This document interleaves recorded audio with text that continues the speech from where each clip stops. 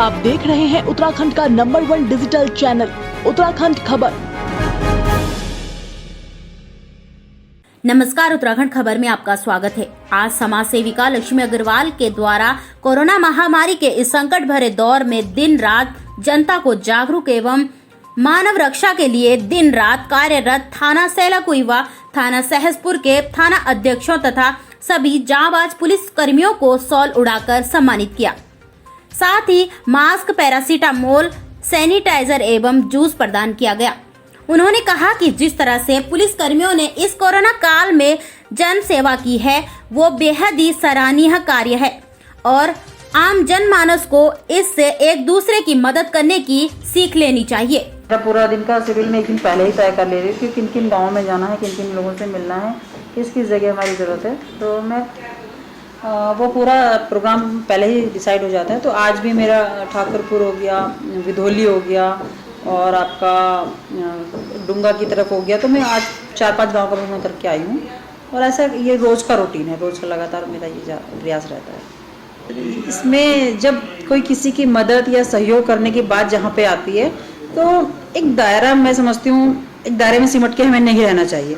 मैं बिल्कुल निश्चित रूप से, क्योंकि मैं सहसपुर विधानसभा मेरा कार्य क्षेत्र है, तो मैं वहाँ तो करती हूँ। साथ ही साथ मेरा प्रयास ये रहता है कि अगर जैसे अभी प्रेमनगर से कुछ लोगों का मुझे फ़ोन आया था कि यहाँ पे कुछ परिवार है जिनको राशन मुहैया नहीं मिल पा रहा है, तो हम लोगों ने उनको भी किया। अदर्स क्षेत्र भी ऐसे हैं जहाँ, क्योंकि देखिए इंसान हमारी इस समय सबसे बड़ी प्राथमिकता है कि इंसान को जहाँ जिसको ज़रूरत है उस तक हम पहुँचें, वो हम कर रहे हैं लगातार।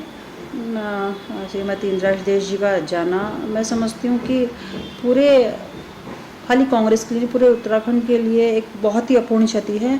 शायद ही उनका रिक्त स्थान कोई भर पाए। तो एक बहुत ही सुलझी, एक बहुत ही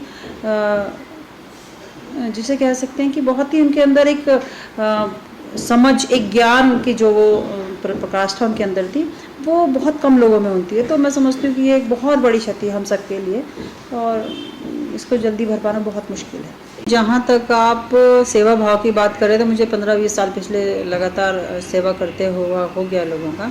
लेकिन ये जो 2 साल कोरोना महामारी के रहे हैं, ये बहुत ही मैं समझती हूँ आम आदमी के लिए बहुत ही विकट समय रहा है।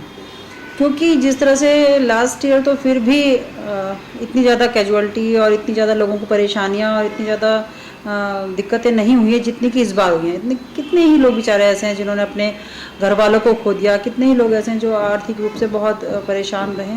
तमाम तरह की दिक्कतें हैं, क्योंकि पिछली बार जो लॉकडाउन लगा था और जिस तरह से कोरोना था, तो ये था कि जो लोग घर में हैं उनको राशन की व्यवस्था उनके लिए कर दी जाए, थोड़ा बहुत उनके लिए पके हुए खाने की भी कुछ हम लोगों ने 40 दिन तक व्यवस्था करी थी।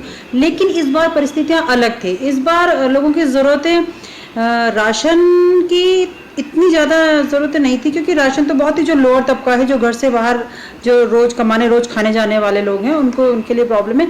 लेकिन ज़्यादा दिक्कतें लोगों को यहाँ है कि सिलेंडर्स नहीं मिले, हॉस्पिटलों में बेड नहीं मिले, वेंटिलेटर नहीं मिले, तो इस तरह की दिक्कतें बहुत आई लोगों ने। और हमने पूरा प्रयास किया कि लोगों को इन जो दिक्कतें हैं, जहाँ जहाँ भी हमारा संपर्क था, जहाँ जहाँ हम कर सकते थे हॉस्पिटलों में ऑक्सीजन की, अपनी जनता के लिए, देश के लिए, प्रदेशवासियों को एक ही संदेश ये देना चाहूँगी कि पिछली बार भी जब कोरोना हुआ था, उसके बाद हमने जब कम हुआ तो आम लोगों ने ढिलाई बरती। और अभी भी मैं ये देख रही हूँ कि गवर्नमेंट जैसे ही थोड़ा मार्केट खुल रही है या जो सामाजिक आयोजन होते हैं तो उसमें लोग सोशल डिस्टेंसिंग का पालन नहीं करते, कई लोग मास्क नहीं लगाते। तो मैं उनसे ये कहना चाहूँगी कि आप इसको अभी इतने हल्के में मत लीजिए, क्योंकि जैसा कि ईश्वर ना करे कि वो तीसरी लहर भी आए, लेकिन जिस तरह से लोग WHO ने कहा है कि आ सकती है, तो हमें उसके लिए तैयार रहना है। और मैं समझती हूँ कि अभी हमें इन सब नियमों का, जो कोविड-19 के जो नियम बनाए हैं, उनका पालन करना चाहिए, उनको फॉलो करना चाहिए। ये इसी में हम सबकी सुरक्षा है। और अब लगातार हम पिछले कई टाइम से राशन की इस समय मैं लगातार क्षेत्र में कर रही हूँ, क्योंकि अब कोरोना थोड़ा थम गया है, कोरोना की रफ्तार थोड़ा थम गई है, तो अब लोगों के सामने एक रोजी रोटी का संकट भी गहरा रहा है। तो हमारा लगातार प्रयास है, मैं सहसपुर विधानसभा के प्रत्येक गांव में जहां भी मुझे फ़ोन आता है या जहां भी मुझे लगता है कि लोगों को ज़रूरत है, तो हम लोग कच्चा राशन मुहैया करा रहे हैं, उनको मेडिकल किट हम उनको मुहैया करा रहे हैं कि ताकि अब इम्यूनिटी जैसे मान लीजिए जिंक है या विटामिन सी है या पैरासीटामोल की टैबलेट्स हैं, तो इस तरह की जो दवाइयाँ हैं वो हम लोगों को मुहैया करा रहे हैं। मास्क हैं, क्योंकि अभी खतरा टला नहीं है, कम जरूर हो गया है, लेकिन जैसा WHO ने कहा कि तीसरी लहर के लिए भी हमें तैयार होना है, तो अभी हमें सोशल डिस्टेंसिंग और मास्क को लगा रहे हैं, तो हम लोगों को मास्क दे रहे हैं, सैनिटाइजर दे रहे हैं, कच्चा राशन उनको दे रहे हैं। तो इस तरह की सेवा हम लोगों की लगातार कर रहे हैं। आई वो हम लोगों की जो आम जनता थी उसकी लापरवाही से आई, क्योंकि जब कोरोना ख़त्म पे था उस समय हम लोगों ने लापरवाही को बरता और जो मास्क और सोशल डिस्टेंस की ज़रूरत थी उसको हम लोगों ने छोड़ा।